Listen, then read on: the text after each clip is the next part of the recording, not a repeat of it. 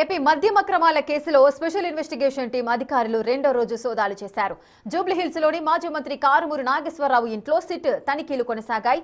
MP Mithun రెడ్డికి చెందిన PLR projects సంస్థలోనూ సోదాలు చేశారు అధికారులు.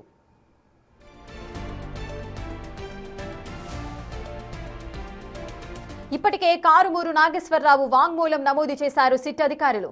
ఈ నెల 30న విచారణకు హాజరు కావాలంటూ కారుమూరు కుమారుడు సునీల్ కు సిట్ నోటీసులు జారీ చేసింది.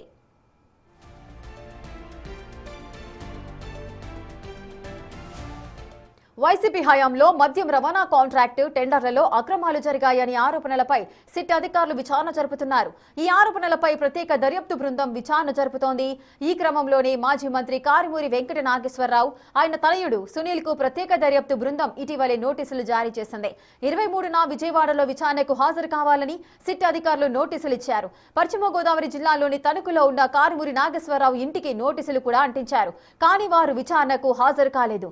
తన భార్యకు ఆరోగ్యం బాగాలేదని, అందుకే విచారణకు రాలేనంటూ కారుమూరి అధికారులకు సమాచారం ఇచ్చారు.